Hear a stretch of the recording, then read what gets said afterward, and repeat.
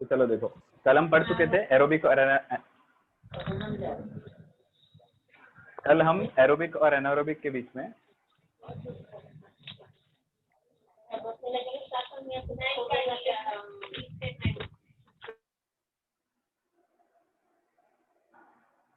केत की इधर ध्यान दो। कल हम एरोबिक और एनारोबिक के बीच में डिफरेंशिएशन पढ़ चुके थे। Differentiation in the sense not mathematics का डिफरेंशिएशन। एरोबिक और एनारोबिक रेस्पिरेशन में क्या अंतर होता है ये हम देख चुके थे। ह्यूमन बॉडी में भी एरोबिक रेस्पिरेशन होता ही है, सभी ऑर्गेनिज्म में ऑक्सीजन के प्रेजेंस में ग्लूकोज टूटता है, बट कहीं कहीं अनफेवरेबल कंडीशन में बिना ऑक्सीजन के भी ग्लूकोज टूट जाता है, and that is not a complete combustion. वो एक पूरा कंप्लीट ग्लूकोज का ऑक्सीडेशन नहीं होता है, अधूरा होता है। जैसे हमारी जिंदगी कहानी, हमारी अधूरी कहानी है ना, वैसा टाइप में। तो ग्लूकोज नॉट फुली कंबशन होगा, पूरी तरीके से ग्लूकोज नहीं टूटेगा जब उसके पास ऑक्सीजन नहीं होगी तब, राइट। तो कल हम लास्ट पॉइंट क्या लिखा था आपने बताओगे क्या, एरोबिक और एनारोबिक में last point? energy yield is 38 ATP in aerobic respiration. Okay ठीक है, समझ गया मैं, बस समझ गया। तो ये शायद फोर्थ होगा, तो फिफ्थ से पढ़ना स्टार्ट करेंगे। तो एक जनरल चीज देख लो एरोबिक रेस्पिरेशन में, जैसे चलो एक एग्जांपल लेकर समझते हैं, ऐसा थोड़ा डिफिकल्ट होगा। तो अगर मैं बात करूं, चलो देखो एक एग्जांपल लेते हैं। आपके लिए CO2 क्या है पता है? CO2 मानकर चलो, CO2 जो है वो सब्जी है, ऐसे मानकर चलते हैं। CO2 क्या है? CO2 सब्जी है। ओके। ऑक्सीजन क्या है? ऑक्सीजन को ऑयल मानकर चलो, ऑक्सीजन को ऑयल मानकर चलो। और सेल को नहीं, क्या सेल को आप किचन मानकर चलो, ठीक है, सेल को किचन मानकर चलो। अच्छे से देख लेना, समझ आ जाएगा। तो अगर सेल को मैं किचन मानो तो किचन में और एक काम करते हैं, तीसरी और लास्ट चीज, मिटोकॉन्ड्रिया को, ठीक है, दैट इज माइटोकॉन्ड्रिया को हम मान लेते हैं क्या? वेसल, दैट इज कढ़ाई मान लेते हैं। चलो ऐसे समझते हैं, कढ़ाई। तो चारों चीज है, चारों चीज के हिसाब से एक अच्छी चीज समझते हैं, उसके बाद क्वेश्चन का आंसर करना। तो CO2 नाम की सब्जी ऑयल नाम के कंपोनेंट में, कढ़ाई नाम की वेसल में और किचन के अंदर पकेगी। कढ़ाई के अंदर पकेगी कब? जब ऑक्सीजन नाम का क्या रहेगा? ऑयल रहेगा। मतलब आप समझ रहे हो कि CO2 के बजाय अगर मैं यहाँ लिख दूं ग्लूकोज, कार्बन डाइऑक्साइड के बजाय, क्योंकि कार्बन डाइऑक्साइड ही आगे जाकर प्लांट से हम क्या करते हैं, प्लांट कार्बन डाइऑक्साइड को नेचर से पकड़ता है और पानी के साथ उसको जोड़ के ग्लूकोज बना देता है, ठीक है। तो ग्लूकोज नाम की सब्जी ऑक्सीजन नाम के ऑयल में ही टूटेगी। सब्जी ऑयल में ही टूटती है। जब भी सब्जी को पकाना रहा, किसका इस्तेमाल किया जाता है? ऑयल का। तो सब्जी जो है वो ऑयल के प्रेजेंस में टूटेगी, और किस में टूटेगी? कढ़ाई में। मतलब कहाँ? सेल के अंदर टूटेगी, ठीक है, कढ़ाई में दैट इज माइटोकॉन्ड्रिया के अंदर ऑक्सीजन का इस्तेमाल होगा। अच्छे से देखना। तो जनरल प्रोसीजर में आप क्या करते हो, कढ़ाई के अंदर आप किसको इनपुट करोगे? ऑयल को। तो सेल के अंदर अगर ये मानकर चलो ये सेल है, ये किचन है, ये सेल मेरा किचन है, तो इसके अंदर कहीं ना कहीं एक माइटोकॉन्ड्रिया रहेगा। वो मेरा किसके जैसा एक्ट करेगा? वो माइटोकॉन्ड्रिया मेरा कढ़ाई जैसा एक्ट करेगा। और उसमें मैं किसका इस्तेमाल करूंगा? वो कढ़ाई में मैं ऑयल का इस्तेमाल करूंगा। मतलब वो से ऑयल आया, वो से ऑक्सीजन आया। तो माइटोकॉन्ड्रिया के अंदर ऑक्सीजन का इस्तेमाल होता है। तो फिर सर ग्लूकोज कहाँ रहता है? ग्लूकोज कभी भी, मतलब ग्लूकोज को अगर तोड़ना है तो पहले आप उसको क्या करोगे? कट करोगे। बहुत अच्छे से देख लेना, पहले ग्लूकोज को तोड़ोगे। तो अगर आप मार्केट से सब्जी लाते हो तो डायरेक्टली आप कढ़ाई में डाल दोगे क्या, जहां पर तेल है? अच्छे से, सेल के अंदर क्या है? माइटोकॉन्ड्रिया है, और वो माइटोकॉन्ड्रिया के अंदर क्या बैठा रहता है? ऑक्सीजन, ठीक है। जैसे आपकी किचन के अंदर क्या रहती है? कढ़ाई, और वो कढ़ाई में क्या रहता है? तेल रहता है। तो तेल ही है जिससे ग्लूकोज टूटेगा, जिससे सब्जी टूटेगी, करेक्ट है। तो आप डायरेक्टली अगर सब्जी खरीद के लाते हो तो बिना काटे पीटे सीधा उसको कढ़ाई में डाल दोगे क्या? नहीं, पहले आप घर पर लाओगे, उसको तोड़ोगे, तोड़ने के बाद आप उसको किस में डालोगे? कढ़ाई में डालोगे। और वहां पर क्या रहेगा? वहां पर ऑयल रहता है, वो उसको क्या करेगा? पका देगा। समझ गए हो? तो इस हिसाब से देखा जाए, अच्छे से देखना, तो अगर एक ग्लूकोज सेल के अंदर एंटर किया है, ठीक है, हम बाद में सब कुछ लिखेंगे, यहाँ जो पॉइंट लिखवा दूंगा मैं, तो पॉइंट समझ तो जाएगा बट डिफिकल्ट होगा, इसलिए एग्जांपल के रूप में पहले देखते हैं। तो ये अगर मैं एक सेल को इस तरीके से बॉक्स जैसे बना देता हूँ, ये मेरा किचन है, सेल मेरा किचन। अब जब भी इसके अंदर ग्लूकोज आएगा, मतलब जब भी इसके अंदर सब्जी आएगी, तो पहले आप अगर घर में डायरेक्ट ग्लूकोज नाम की सब्जी आई है तो आप इसको ऐसे ही रहने दोगे क्या? नहीं, आप माइटोकॉन्ड्रिया में जाने के पहले, कढ़ाई में जाने के पहले आप सब्जी को तोड़ोगे, ठीक है, तो ग्लूकोज टूट जाता है। ग्लूकोज में कितने कार्बन होते हैं सर? आंसर इज 6 कार्बन होते हैं। तो सब्जी को सीधा सीधा, पालक की सब्जी आ रही है, सीधा आप कढ़ाई में डाल दोगे, वहां तेल रहेगा ही। माइटोकॉन्ड्रिया, ये माइटोकॉन्ड्रिया इस तरीके से ड्रॉ कर लेते हैं। तो यही है आपकी माइटोकॉन्ड्रिया नाम की कढ़ाई, जिसमें ऑक्सीजन नाम का तेल बैठा हुआ है। तो माइटोकॉन्ड्रिया नाम की कढ़ाई के अंदर जो ऑक्सीजन नाम का तेल है, उसका काम वही है सब्जी को पकाना, ग्लूकोज को तोड़ना। पर ये ग्लूकोज पहले आप इसको बाहर तोड़ो तो सही, जो पावसी और वो सब चीजें रहती है, पहले उसको तोड़ो, उसके छोटे छोटे जो पीसेस होंगे उसको इसके अंदर डालो, तब ऑक्सीजन नाम का जो तेल है वो अच्छे से सब्जी को पका सकता है। तो इनडायरेक्टली असली प्रोसीजर क्या होता है पता है? माइटोकॉन्ड्रिया को छोड़ दो तो बाकी जितना सेल का पार्ट बचता है, ये पूरा क्या है? सेल है, मतलब किचन है। कढ़ाई को छोड़ दो, या कढ़ाई को छोड़ के बाकी सब दूसरी जितनी जगह बची ना, वहां ग्लूकोज टूटेगा। तो माइटोकॉन्ड्रिया को छोड़ दो, this is what, this is mitochondria. Mitochondria को अगर छोड़ दिया जाए तो बाकी का पार्ट क्या होगा sir? This is our cytoplasm. ठीक है, अच्छे से देखना, इस पे बहुत सारे क्वेश्चंस बनते हैं। तो ग्लूकोज कहाँ टूटेगा? अगर मैं आपको सवाल पूछूं, सिंपल सिंपल सा लॉजिक लगाओ। सब्जी अगर बाहर से आती है, तो जैसे सब्जी वाला आपके घर में सब्जी डिलीवर कर देगा, इसी तरीके से ब्लड सेल्स में क्या डिलीवर कर देगा? ग्लूकोज। चलो ठीक है, इस तरीके से और एक किसी पर्सन ने ऑयल भी डिलीवर कर दिया, मतलब ऑक्सीजन भी डिलीवर कर दिया। तो दोनों चीजें आपके पास है, बट ऑयल कहाँ पर रहेगा? कढ़ाई के अंदर, माइटोकॉन्ड्रिया के अंदर। मतलब ऑक्सीजन कहाँ रहेगा? यहाँ बैठा हुआ रहेगा। तो यहाँ ड्रॉ कर लेते कि ये बैठा है यहाँ पर ऑक्सीजन, बेचारा अंदर लिख दें, यहाँ पर ऑक्सीजन बैठा हुआ है। ऑक्सीजन बोल रहा है, तेल बोल रहा है लाओ सब्जी को मैं उसको तोड़ देता हूँ, ऑक्सीजन बोल रहा है लाओ ग्लूकोज को तोड़ के देता हूँ तुमको। बट इतना भार नहीं डाल सकते तेल पर, बहुत लंबा समय लगेगा तेल को सब्जी पकाने में। एक काम करते हैं, जैसे सब्जी आएगी ना, पहले उसको कट करते हैं। ठीक है, पहले उसको कढ़ाई में नहीं, कढ़ाई के जितना बाहर वाला एनवायरमेंट है वहां पर सब्जी को कट कर लेंगे, छोटे छोटे पीसेस बना लेंगे। और अब उसको किस में डालोगे? कढ़ाई में डालोगे। वहां पर कौन है? तेल नाम का, ऑक्सीजन नाम का तेल है। वो ग्लूकोज को या सब्जी को बहुत अच्छे से पका देगा। बात समझ में आ गई है? तो अब देखो, ग्लूकोज 6 कार्बन कंपोनेंट है। ठीक है, पहले इसको, ये साइटोप्लाज्म बचा हुआ, माइटोकॉन्ड्रिया का जितना बचा हुआ पार्ट है, तो सेल के अंदर बहुत सारे ऑर्गेनेल रहते हैं, one of the organelle is this mitochondria. तो सेल के अंदर जितनी खाली स्पेस बच रही है ना, that is called as cytoplasm. तो ग्लूकोज जो 6 कार्बन है उसको तोड़ा जाता है इंटू 3 कार्बन। तो सर क्या करूं? 2 इंटू 3 मतलब 3 कार्बन के दो दो मॉलिक्यूल। अच्छे से समझाओ, देखो सी सी सी, ऐसे 6 कार्बन मैंने ड्रॉ कर दिए। This is your glucose. इसको मैं बोल रहा हूं ये आपकी सब्जी है, this is your vegetable. Will you put this vegetable directly into the vessel और डायरेक्टली इनटू द कढ़ाई वेयर ऑयल इज प्रेजेंट? क्या आप ये 6 कार्बन ग्लूकोज को डायरेक्टली माइटोकॉन्ड्रिया में डाल दोगे?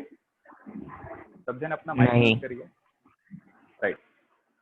तो ये हम ग्लूकोज डायरेक्टली उस माइटोकॉन्ड्रिया के अंदर पुट नहीं कर सकते। हम मानते हैं वहां पर ऑयल है, पर हम ऑयल के ऊपर इतना बर्डन नहीं डाल सकते, वो बहुत लंबा समय लेगा। तो ऑक्सीजन बेचारा घुट घुट के मर जाएगा, राइट। माइक चालू है आंचल। ऑक्सीजन बेचारा घुट घुट के मर जाएगा, इसको अगर इतना लंबा चेन दे दिया कार्बन का कि पूरा ग्लूकोज तुमको तोड़ो, पूरा ग्लूकोज तोड़ो। तो ऑक्सीजन इतना भार नहीं संभाल पाता है, माइटोकॉन्ड्रिया के अंदर जो ऑक्सीजन बैठा है वो इतना भार नहीं संभाल पाएगा। इसलिए हमने ऑक्सीजन का काम हल्का कर दिया कि ऑक्सीजन आप ही हो जो ग्लूकोज को तोड़ोगे, पर हम आपको ग्लूकोज पार्टीशन में दे रहे हैं।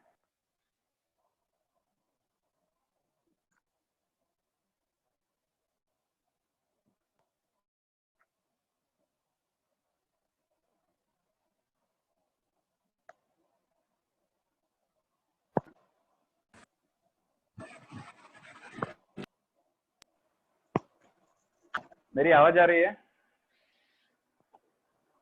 हाँ सर। हाँ हाँ सर। कॉल आ गया था, देखो सॉरी। हाँ, तो ऑयल ही है जो इस वेजिटेबल को तोड़ेगा, ऑक्सीजन ही है जो ग्लूकोज को तोड़ेगा। बट थोड़ी आसानी कर रहे हैं सब्जी के पकाने के मैकेनिज्म में। जितना ज्यादा पालक का बड़ा पत्ता रहेगा ना, या जितना बड़ा मेथी का पत्ता रहेगा, उतना देरी से वो पकेगा।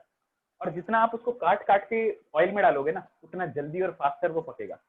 तो हम कौन सा प्रीफर करेंगे? जल्दी पके। हम ग्लूकोज को क्या उम्मीद करते हैं? जल्दी टूटे। तो जो साइटोप्लाज्म है ना, साइटोप्लाज्म, वहां पर ग्लूकोज को 6 कार्बन जो है ना उसको आधे आधे कार्बन में डिस्ट्रीब्यूट कर दिया जाता है। इसको बीच में से तोड़ो, ये तोड़ दिया। ये कहाँ होता है पता है? माइटोकॉन्ड्रिया में नहीं, साइटोप्लाज्म में। जैसे सब्जी को पहले तोड़ दो, बाद में माइटोकॉन्ड्रिया नाम की कढ़ाई डालो। असली procedure of production of ATP कहाँ होगा? असली प्रोडक्शन ऑफ एटीपी यहाँ होता है। सब्जी सबसे अच्छी से कब कहाँ पकेगी? कढ़ाई के अंदर। क्यों? वहां पर तेल है। सबसे अच्छे से ग्लूकोज कहाँ टूटेगा? Answer is mitochondria. क्यों? वहां पर ऑक्सीजन है। सिंपल है। तो ऑक्सीजन यहाँ पर है, तो सर यहाँ पर ये कारखानी क्यों चल रही है? ये इसलिए चल रही है ताकि माइटोकॉन्ड्रिया में जो बहुत ज्यादा एटीपी प्रोडक्शन हो रहा है उसका काम आसान यहाँ पर होता है। मतलब आप एक बात समझ रहे हो, ये जितना एटीपी प्रोड्यूस करता है वो उतना एटीपी, अगर मानकर चलो ये 10x एटीपी प्रोड्यूस कर रहा है, 10x, तो ये माइटोकॉन्ड्रिया अगर 10x एटीपी प्रोड्यूस कर रहा है तो साइटोप्लाज्म सिर्फ x एनर्जी प्रोड्यूस करता है। मतलब ग्लूकोज के ब्रेकडाउन से भी एनर्जी निकलती है, बट बहुत कम। Please do not on your mic, right? अपने माइक पर सबसे पहले फोकस रखा करो। It creates lots of disturbance, right? Only 40 minute class is there, right? और ऑनलाइन क्लासेस में ऑलरेडी बहुत डिफिकल्ट होता है, तो प्लीज माइक पर कंपलसरी ध्यान देना है। 40 मिनट क्लास में कुछ भी नहीं होता है, ठीक है? तो ग्लूकोज जो है वो 6 कार्बन में 6 कार्बन चेन रहती है, ठीक है? उस 6 कार्बन चेन को मुझे डिस्ट्रीब्यूट करना है। तो दरअसल जो माइटोकॉन्ड्रिया इतने ज्यादा एटीपी प्रोड्यूस कर रहा है ना, ठीक है? आप देख रहे हो सब्जी में, कढ़ाई में इतनी अच्छी सब्जी बन रही है, तो आप क्रेडिट किसको दोगे पता है? उस कढ़ाई को दोगे क्रेडिट। क्यों? क्योंकि उसमें बहुत अच्छे से सब्जी पक रही है। पर दरअसल अगर मम्मी पहले उसको नाइफ लेकर उसको काटेगी नहीं तो कढ़ाई में उतनी अच्छी सब्जी प्रिपेयर नहीं हो सकती है। माइटोकॉन्ड्रिया में ऑक्सीजन है, वही है ऑक्सीजन जो ग्लूकोज को तोड़ेगा। पर पहले साइटोप्लाज्म में ग्लूकोज पे 6 कार्बन को तोड़ा जाता है 3-3 कार्बन में, इसलिए मैं लिख रहा हूं यहाँ पर 2x3 कार्बन कंपाउंड, ठीक है? 2x3 carbon compound. इसका मतलब क्या हुआ? ये हुआ इसका मतलब। इसको डिस्ट्रीब्यूट कर दो, तोड़ दिया मैंने बीच में से, ठीक है? ऐसे बिजली गिरा दो इसके ऊपर, ठीक है? ऐसे बिजली बनती है ना, जैसे भी बनती है मैं ऐसे शॉर्ट फॉर्म में लिख देता, तोड़ दिया मैंने कार्बन। तो कितने कार्बन रहेंगे? सी 3 ही कार्बन रहेंगे। तो एक काम करो ना, इंटू 2 कर दो।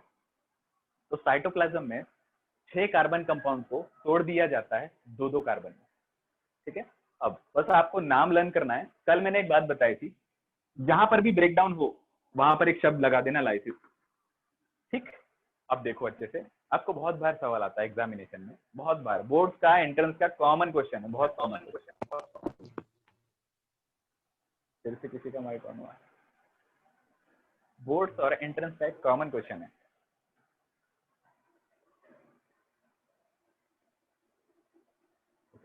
ग्लूकोज कहाँ टूटता है? ये वाला हाइपोथेटिकल इमेजिनेशन बंद कर दो कि ग्लूकोज को लगता है ऑक्सीजन और ऑक्सीजन रहता है माइटोकॉन्ड्रिया में, इस हिसाब से माइटोकॉन्ड्रिया के अंदर ग्लूकोज टूटा। आंसर इज नो, ठीक है? एक वर्ड आएगा, देखना, हम वर्ड पढ़ते हैं फिर उसका लॉजिक पढ़ते हैं। मैं बोल रहा हूँ लाइसिस मतलब टूटना। लाइसिस का मतलब कल लिखवाया था ब्रेकडाउन, और जेनेसिस का मतलब लिखवाया था फॉर्मेशन। अब सिंपल है, इसके आगे मैं लगा देता हूँ ग्लूकोज। तो सर थोड़ा शॉर्ट फॉर्म नाम बन जाएगा क्या? बन जाएगा ना, ठीक है? मैंने ग्लूकोज लिखा और लाइसिस लिखा, मतलब आप इससे क्या लॉजिक लगा सकते हो? मोटा मोटा लॉजिक लगाओ तो आप क्या लॉजिक लगाओगे? ग्लूकोज टूट रहा है सर, चलो इसका शॉर्ट फॉर्म बनाते हैं, ठीक है? जैसे कैमरा, कैमरे का शॉर्ट फॉर्म क्या होगा? कैम। पिक्चर का शॉर्ट फॉर्म, एक पिक लो मेरे साथ इस तरीके से। तो ग्लूकोज का लाइसिस, ग्लूकोज का ब्रेकडाउन मतलब क्या? ग्लाइकोलाइसिस मतलब ग्लूकोज का ब्रेकडाउन। फेवरेट है, अच्छे से देखना। ग्लाइकोलाइसिस मतलब क्या? एक 10 स्टेप की लंबी सी रिएक्शन है जो आपको नहीं पढ़ना है अभी। 10 स्टेप की, उसकी ट्रिक है लर्न करने के लिए, बट उसको याद करना अभी जरूरी है ही नहीं। 10 स्टेप की एक लंबी सी रिएक्शन है, बट 10 स्टेप के लंबी सी ग्लाइकोलाइसिस वाले रिएक्शन को मैं एकदम शॉर्ट में लिख दिया हूँ। 6 कार्बन टूटेगा, ये जो अभी 6 कार्बन ड्रॉ किए थे ना, वो टूटेगा 3 कार्बन में। मतलब 3 कार्बन का एक अलग कंपाउंड बनेगा, 3 कार्बन का एक अलग कंपाउंड बनेगा। मतलब एक पालक का अगर इतना बड़ा पत्ता है तो मम्मी हर एक पत्ते को इस तरीके से काटेगी। तो अगर इस पत्ते को देखो तो क्या आप करोगे? ऐसे और एक पत्ता है, मतलब इंटू 2। तो 6 कार्बन का ग्लूकोज था, बीच में से वो तोड़ा जाएगा, 3 कार्बन अलग 3 कार्बन अलग, तो क्या लिखोगे, ये कार्बन इंटू 2, ऐसे 2 हैं। तो एक 10 स्टेप की लंबी सी रिएक्शन है, 10 स्टेप की लंबी सी केमिकल रिएक्शन है, जिसे कहते हैं ग्लाइकोलाइसिस। पर वो सब खिचड़ी में पढ़ो मत, मैं सिंपल स्ट्रेट बता रहा हूँ होता क्या है। 6 कार्बन कंपाउंड टूट जाएगा 3-3 कार्बन में, बस, राइट। तो अगर आप अब सोचो सर, ग्लूकोज को ब्रेक डाउन करने के लिए जो साइकिल चलती है, जो पहला रिएक्शन चलती है, that is called as glycolysis.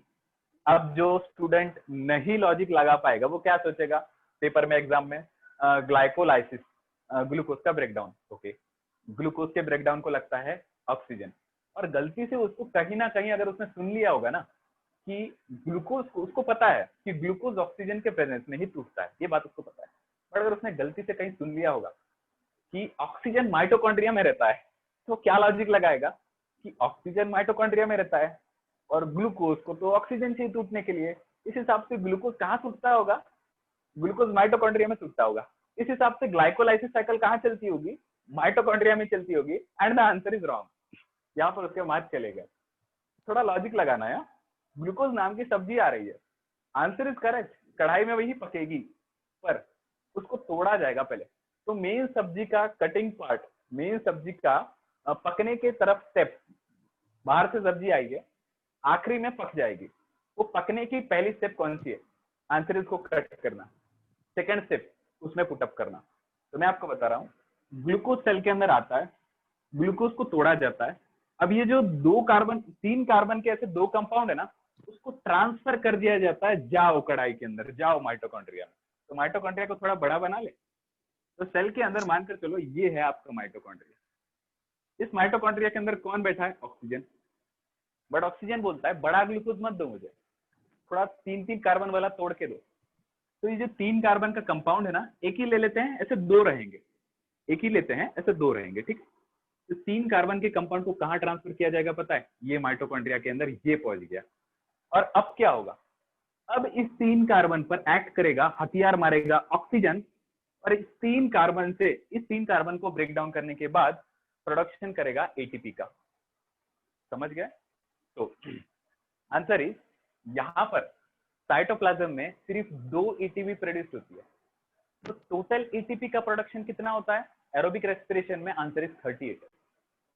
उसमें से सिर्फ 2 एटीपी साइटोप्लाज्म में प्रोड्यूस होती है, तो 36 एटीपी माइटोकॉन्ड्रिया के अंदर प्रोड्यूस होगी। देखो ज्यादा से ज्यादा सब्जी कहाँ पक रही है, कढ़ाई में, क्यों, क्योंकि वहां तेल है। बट सब्जी पकने का फर्स्ट इनिशियल स्टेप सब्जी को काटना, वहां पर भी तो थोड़ा ना थोड़ा सब्जी पकने के मैकेनिज्म में कुछ ना कुछ तो मम्मी ने भी बाहर सब्जी को कट करके एक फैक्टर किया। सपोज करो सब्जी 5 स्टेप में पकती है, तो उसमें के 4 स्टेप कढ़ाई में होंगे, तो 1 स्टेप कढ़ाई के बाहर होगा। एंड इंपॉर्टेंट थिंग, ये 1 स्टेप है तो चारों फैक्टर को, ये 1 फैक्टर जरूरी है इस चारों फैक्टर को इनिशिएट करने के लिए। ग्लूकोज, एक ग्लूकोज 3 कार्बन में टूट जाएगा, ये छोटी सी रिएक्शन है। बाकी पूरी केमिकल रिएक्शन कहाँ होती है पता है, यहाँ ज्यादा से ज्यादा 38 एटीपी प्रोड्यूस होता है, आपने लिखा है।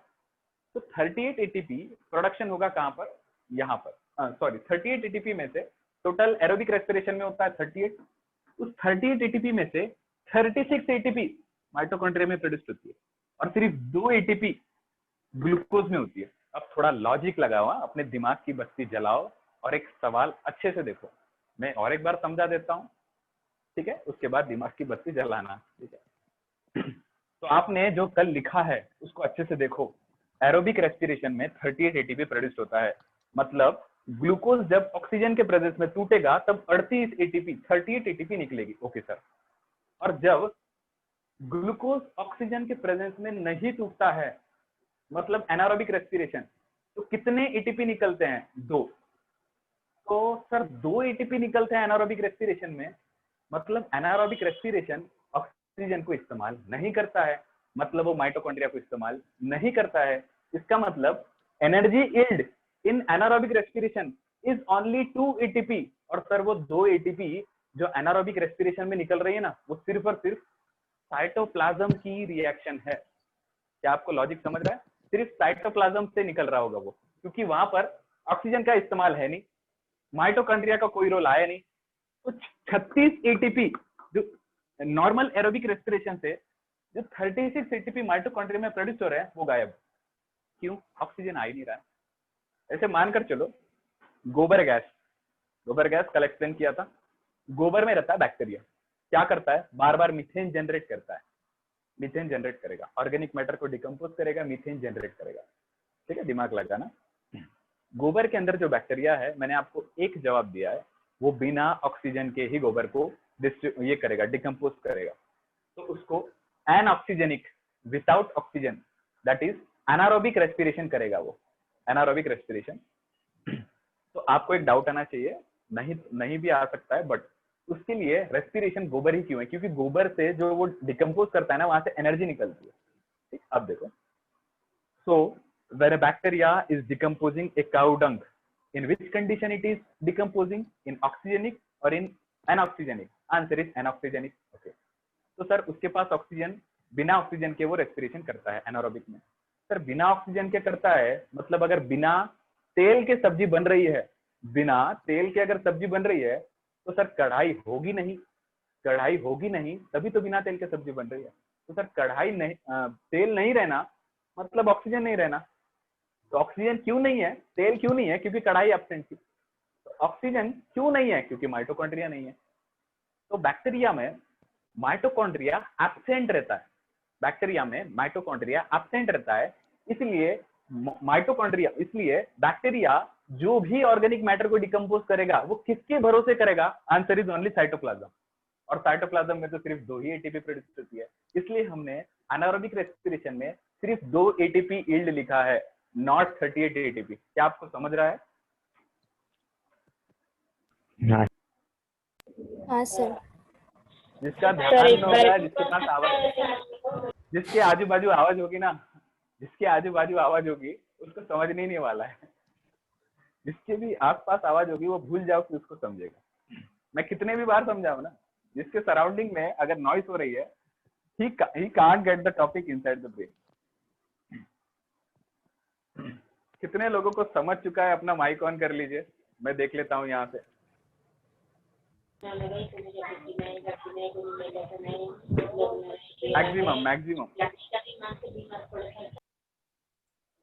मैक्सिमम लोगों को समझ चुका है। ठीक है, शॉर्ट में समराइज करके आगे बढ़ते हैं क्योंकि हमको कुछ चीजें लिखना है। ठीक है, और एक बार समझा देता हूँ। तो जब एग्जाम में क्वेश्चन आएगा तो all the hero and heroine, ये बिल्कुल टिक करके मत आना कि ग्लाइकोलाइसिस मिटोकॉन्ड्रिया में, माइटोकॉन्ड्रिया में होता है, टिक करके मत आना। ठीक है, आंसर इज कि अगर सब्जी आती है तो कहाँ टूटेगी? ये जवाब मत देना, कढ़ाई के अंदर टूटेगी। क्यों? आपको किसी ने बता दिया सब्जी को पकने के लिए, सब्जी को टूटने के लिए तेल लगता है, ऑयल लगता है। तो आप बच्चे से दिमाग ये सोचे, अच्छा सर कढ़ाई में ही तेल रहता है तो सब्जी का फर्स्ट प्रोसीजर वही होता होगा, सब्जी पहली बार वही टूटती होगी। बट ऐसा नहीं है, कढ़ाई के बाहर टूटती है। सबसे पहले उसको ब्रेक डाउन किया जाएगा बाहर, ग्लूकोज को, कितने कार्बन में? 3 कार्बन में। अब वो 3 कार्बन के कंपाउंड को डाला जाता है कढ़ाई में नहीं, माइटोकॉन्ड्रिया में, जहां पर ऑक्सीजन नाम का तेल रहेगा। और वो 3 कार्बन को तोड़कर 36 एटीपी प्रोड्यूस करेगा। राइट? तो एरोबिक रेस्पिरेशन में, चलो लिखना स्टार्ट करते हैं, आपको समझ जाएगा। बस एक चीज देख लो। ठीक है, अब ग्लाइकोलाइसिस आपको समझ गया है। और 2 साइकिल के नाम हैं जो कहाँ होंगे? तो 3 साइकिल आती है टोटल रेस्पिरेशन में, एरोबिक रेस्पिरेशन में टोटल 3 साइकिल आती है। टॉपिक बहुत जरूरी है। हाँ, भले ही ये चैप्टर में, ये वाले चैप्टर में आपको इसका बेसिक ज्यादा नहीं है, बट ये बेसिक बहुत जरूरी है सभी चैप्टर्स के लिए। ठीक है, तो एरोबिक रेस्पिरेशन में 3 साइकिल होती है, टोटल 3 साइकिल चलेगी, तब जाकर ग्लूकोज टूटेगा। मतलब बताना क्या चाह रहा हूं, अगर ये ग्लूकोज है और ये ऑक्सीजन को तोड़ रहा है और CO2 निकाल रहा है, H2O निकाल रहा है और 38 एटीपी प्रोड्यूस कर रहा है, तो दरअसल इनके बीच में 3 साइकिल आती है, 1 2 3। पहली वाली साइकिल कौन सी पता है? ग्लाइकोलाइसिस। कहाँ होगी? Answer is cytoplasm. तो बची हुई 2 साइकिल कहाँ होगी? Answer is mitochondria. बची हुई 2 साइकिल कहाँ होगी? माइटोकॉन्ड्रिया। और वही 2 साइकिल है जो कितनी एटीपी प्रोड्यूस करती है? Answer is 36। तो पूरे एरोबिक रेस्पिरेशन में, जिसको नहीं समझ रहा है ना, एक बार रिकॉर्डेड वीडियो यूट्यूब पर जाकर शांति से रात में बैठकर देखना, सब कुछ समझ आ जाएगा। मैंने बहुत प्यार से समझाया है। जो मैंने सब्जी वगैरह लिखा है ना, उसको एक कॉपी में लिख के रखो, मतलब जिसको नहीं समझा है वो कॉपी में लिख के फिर समझने के लिए कोशिश करना, दिमाग में आ जाएगा। Aerobic respiration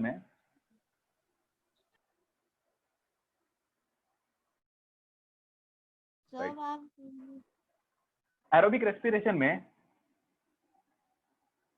total 38 ATP produce होते हैं, और एनारोबिक में कितने होते हैं? एनारोबिक में सिर्फ 2 होंगे।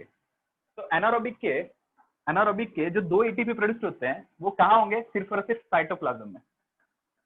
तो एक ही सिंपल लॉजिक है, जो एनारोबिक रेस्पिरेशन कर रहे हैं वो बिना ऑक्सीजन के कर रहे हैं, ठीक है, बिना ऑक्सीजन के कर रहे हैं, मतलब बिना माइटोकॉन्ड्रिया होगा नहीं। अगर एनारोबिक, ये ऐसे खाना बनाने वाले इंसान है एनारोबिक स्पीशीज जो बिना तेल के खाना पकाते हैं। अरे भाई, बिना तेल के ग्लूकोज टूट रहा है, तेल नहीं है मतलब कढ़ाई नहीं होगी, ऐसा हम लॉजिक लगा सकते हैं। तो ऑक्सीजन नहीं है मतलब माइटोकॉन्ड्रिया नहीं होगा, माइटोकॉन्ड्रिया नहीं होगा तो 36 एटीपी जो माइटोकॉन्ड्रिया के अंदर प्रोड्यूस हो रही है वो होगा ही नहीं, इसलिए सिर्फ 2 एटीपी प्रोड्यूस होती है, वो भी साइटोप्लाज्म। तो माइटोकॉन्ड्रिया में जो 2 साइकिल रहती है उसका नाम है, लिखकर बताता हूँ, ठीक है। तो आपने जो 4th पॉइंट लिखा होगा, शायद 4th पॉइंट लिखा है एनर्जी इज, अब लिखना है 5th पॉइंट, ठीक है, पॉइंट, राइट। तो 5th पॉइंट इज कहां पर रिएक्शन होती है, तो यहां पर लिखते हैं 5th, लिखना एरोबिक के नीचे और यहां लिखना एनारोबिक के नीचे। तो एरोबिक में, और आप एक लॉजिक आप लगा सकते हो, बहुत सारे क्वेश्चन बन सकते हैं, ठीक है। द ओनली साइकिल, कितने साइकिल होती है मैंने बोला ग्लूकोज को तोड़ने के लिए? एरोबिक रेस्पिरेशन अगर माइटोकॉन्ड्रिया होगा तो कितने साइकिल होगी पता है? 3, ठीक। और ये नहीं रहेगा माइटोकॉन्ड्रिया तो कितने साइकिल होगी?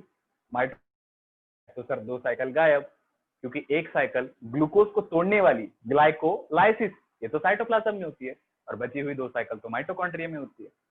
तो 2 साइकिल है मतलब ज्यादा भार है, ज्यादा एनर्जी प्रोड्यूस करेगा, और ऑक्सीजन भी है, दोनों सहारा है, मतलब नीचे से सिलेंडर भी जल रहा है और ऊपर से तेल भी है, समझ रहे हो? नीचे से 2 केमिकल रिएक्शन भी हो रही है, 2 केमिकल रिएक्शन भी हो रही है, और साथ साथ में ऑक्सीजन भी है। माइटोकॉन्ड्रिया में 2 केमिकल रिएक्शन होने के फायदा है, प्लस पॉइंट है। जैसे माइटोकॉन्ड्रिया नाम की जो कढ़ाई है उसमें ऑक्सीजन नाम का तेल रहता है, ठीक। माइटोकॉन्ड्रिया नाम की कढ़ाई में ऑक्सीजन नाम का तेल रहता है, तो ये ऑक्सीजन नाम का तेल एक फैक्टर हो गया सब्जी को पकने के लिए, साथ में नीचे से गैस भी तो आ रही है, आग भी तो जल रही है, उसके कारण भी सब्जी पक जाएगी। तो सब्जी को पकने के लिए कढ़ाई में 2 फैक्टर है, ऑयल प्लस सिलेंडर, समझ गए? यहाँ देखो माइटोकॉन्ड्रिया के अंदर 2 केमिकल रिएक्शन होने के फैक्टर से, 2 केमिकल मतलब माइटोकॉन्ड्रिया के अंदर ज्यादा एटीपी प्रोड्यूस हो रही है, जल्दी सब्जी पक रही है, ज्यादा सब्जी अच्छे से पक रही है, ज्यादा एटीपी माइटोकॉन्ड्रिया के अंदर ज्यादा एटीपी प्रोड्यूस हो रही है। इसका एक लॉजिक है, ठीक है। जैसे सब्जी कढ़ाई में बहुत अच्छे से पक रही थी, इसके 2 कारण थे, क्या? तेल भी है, सिलेंडर भी है। तो माइटोकॉन्ड्रिया में बहुत ज्यादा एटीपी प्रोड्यूस हो रही है, इसके 2 कारण है, ऑक्सीजन नाम का तेल भी है, करेक्ट, एंड ऑक्सीजन नाम का तेल, एंड सेकेंडली माइटोकॉन्ड्रिया जो है उसके अंदर 2 केमिकल रिएक्शंस हो रहे हैं। तो 2 केमिकल रिएक्शंस और ऑक्सीजन, ये दोनों करते हैं सपोर्ट 36 एटीपी का प्रोडक्शन के लिए, राइट। तो जो 2 केमिकल रिएक्शन है, पहला कौन सा है? ग्लाइकोलाइसिस। तो एक बात मैं आपको समझाना चाह रहा था, वो ये है, बहुत ही अच्छा सवाल, बहुत ही, और इस बार 2020 के बोर्ड के पेपर में और एंट्रेंस के क्वेश्चन में ये क्वेश्चन 100% रिपीट होता ही है, 100%, ठीक है। इस वीडियो को बाहर से आप फिर दोबारा देखना, जिसको नहीं समझा, 100% रिपीट होता है, और वो आपको समझ गया होगा। ऐसी कौन सी साइकिल है जो एनारोबिक और एरोबिक दोनों में होगी, बताओ? क्या सर? ऐसी कौन सी साइकिल है? 3 साइकिल मैंने बताई है, चलो 3 साइकिल के नाम लिखता हूँ। पहली साइकिल है ग्लाइकोलाइसिस, सेकेंड साइकिल का नाम है क्रेब्स साइकिल, क्या है इसका मतलब सब छोड़ दो, Krebs cycle, and third cycle is ETS। ऐसी कौन सी साइकिल है जो एरोबिक और एनारोबिक दोनों में होगी?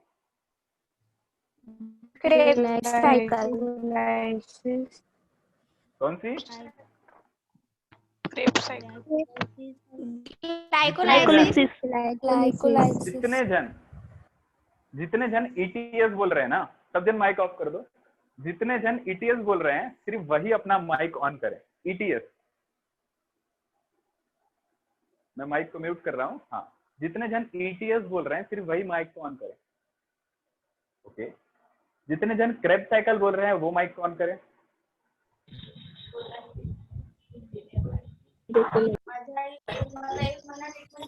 ओके, 1 2 3 4 5। अभी लास्ट सवाल, कितने जन ग्लाइकोलाइसिस को बोल रहे हैं वो माइक ऑन करें।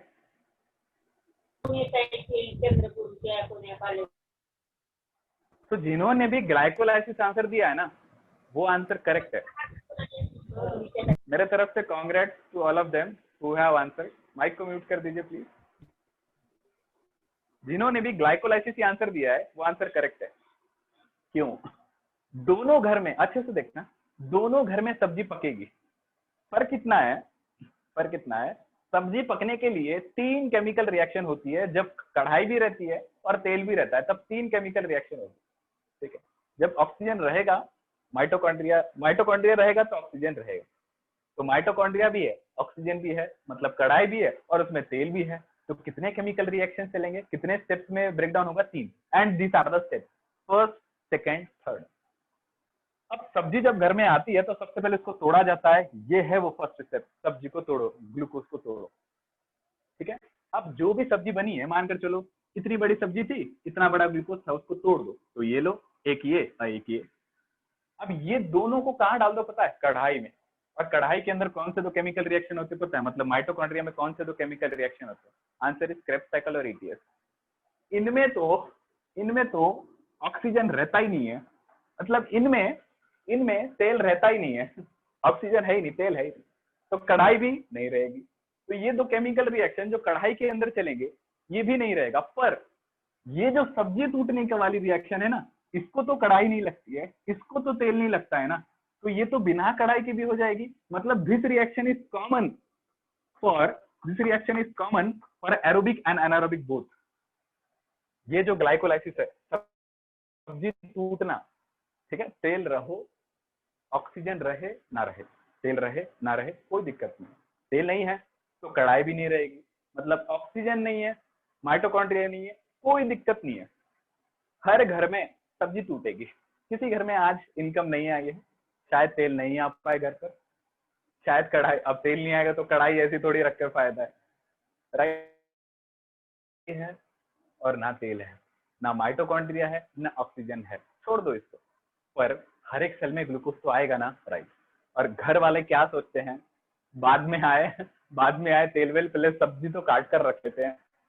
तो जब भी सेल के अंदर ग्लूकोज आएगा सबसे पहले वो क्या करेंगे? वो ग्लूकोज को तोड़ लेंगे। ठीक है, ग्लूकोज को तोड़ लेंगे। कितने कार्बन में? सर ग्लूकोज 6 कार्बन है।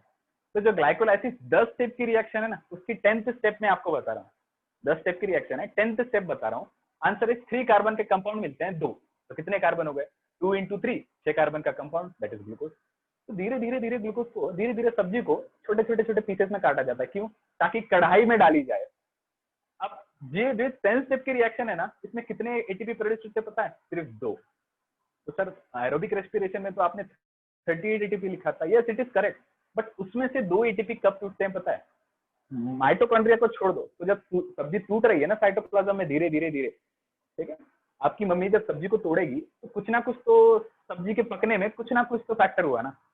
तो जब ग्लूकोज टूट रहा है तो ग्लूकोज को तोड़ा है तो कुछ ना कुछ तो एटीपी निकलेगा। मैं मान रहा हूँ ये कि ऑक्सीजन ऐसा हंटर मारता है जोर के कि पूरा ग्लूकोज तहस नहस हो जाएगा, पूरी ग्लूकोज की जिंदगी बर्बाद हो जाएगी। मतलब तेल जो है, तेल ऑक्सीजन, वो इतना अच्छे से सब्जी पकाएगा कि बाहर खड़ी हुई मम्मी जो सब्जी काट रही थी वो जिंदगी में कभी नहीं कर पाएगी वैसे। ठीक है, तो जो साइटोप्लाज्म में कोई भी ऑक्सीजन कभी भी रहता ही नहीं है। तो साइटोप्लाज्म में सिर्फ क्या होता है? Glucose break down into 3 carbon compound. जितनी एनर्जी मिली उतना ही इस्तेमाल करो। तो यही होता है जब आप भागते हो, रनिंग करते हो, तब ऑक्सीजन आ रहा है। ये जब हम रनिंग कर रहे हैं तब मान लो घर का लोकेशन कैसा हो जाता है। ठीक है, जब रनिंग कर रहे हैं तब तो एक घर का टाइम ऐसा आ गया जब घर में तेल नहीं आ रहा है, ऑक्सीजन नहीं पहुंच रहा है, सेल्स में ऑक्सीजन नहीं पहुंच रहा है, घर में तेल नहीं पहुंचा। तो सर ऑक्सीजन नहीं पहुंचा, तेल नहीं पहुंचा, तो कढ़ाई का कोई यूटिलाइजेशन हुआ ही नहीं, बाजू में रख दो। माइटोकॉन्ड्रिया का कोई यूटिलाइजेशन हुआ ही नहीं जब ऑक्सीजन नहीं आया, तो छोड़ दो उसको। पर सर हमको कुछ ना कुछ तो करना पड़ेगा, हमको तो खाना खाना है, हमको तो जिंदा रहना है, हम मर नहीं सकते सर, हम तो कुछ ना कुछ करना पड़ेगा। सर हम कुछ ना कुछ सोच सकते हैं कि हमारे पास है ग्लूकोज है, तोड़े क्या उसको, हमारे पास सब्जी है, पापा नहीं लाया आज तेल, तो कढ़ाई का कोई इस्तेमाल नहीं हुआ सर, पर हम सब्जी को तोड़ के कुछ ना कुछ इस्तेमाल कर सकते हैं क्या? कर सकते हैं, चलो ट्राई करते हैं। तो मम्मी ने सब्जी काटना शुरुआत की, तो मम्मी के सब्जी काटने से आपने धीरे धीरे खाना खा लिया। उतनी अच्छे से पेट नहीं भरेगा, पर थोड़ा तो पेट भरेगा। समथिंग, ठीक है, वो कहावत है ना इंग्लिश में, something is better than nothing. कुछ नहीं से कुछ तो अच्छा है। तेल नहीं आया है, ऑक्सीजन नहीं आया है, माइटोकॉन्ड्रिया का कोई इस्तेमाल नहीं होगा, जाने दो उसको। पर ग्लूकोज जो साइटोप्लाज्म में रहता है, ग्लूकोज जो साइटोप्लाज्म में रहता है, वहां वो 3 कार्बन में टूटता है। एटलीस्ट वो तो कर सकते हैं ना, ठीक है, कर लेते हैं। तो पता चला कि ग्लूकोज को 3 कार्बन तोड़ने में सिर्फ 2 ही एटीपी निकलते हैं, चलो वही इस्तेमाल कर लेते हैं। अब जब ऑक्सीजन आएगा माइटोकॉन्ड्रिया में, जब पापा तेल लाएंगे या सेल के अंदर ऑक्सीजन आएगा, तो माइटोकॉन्ड्रिया नाम की कढ़ाई में तेल आ गया है, माइटोकॉन्ड्रिया नाम की कढ़ाई में ऑक्सीजन नाम का तेल आ गया है। लाओ, जो सब्जी मम्मी ने काटी थी उसको डालो यहाँ पर, सब्जी अच्छे से पकाते हैं। लाओ, जो ग्लूकोज 3 कार्बन में टूट चुका है बाहर, उसको यहाँ पर लाओ ताकि अच्छे से सब्जी पका सके। कौन से स्टेट में खाना अच्छे से भरेगा? आंसर इज जब कढ़ाई में खाना पकेगा तब, ना कि जो कढ़ाई के बाहर छोटे छोटे पीसेस में सब्जी को तोड़ा जा रहा है, वहां पर तो सिर्फ थोड़े सा पेट भरेगा। अगर काटते सब्जी थोड़ा सा खा लिया, थोड़ा सा पेट भरेगा। ज्यादा से ज्यादा रिक्वायर करने, पेट की भूख को ज्यादा से ज्यादा कौन सेटिस्फाई कर सकता है?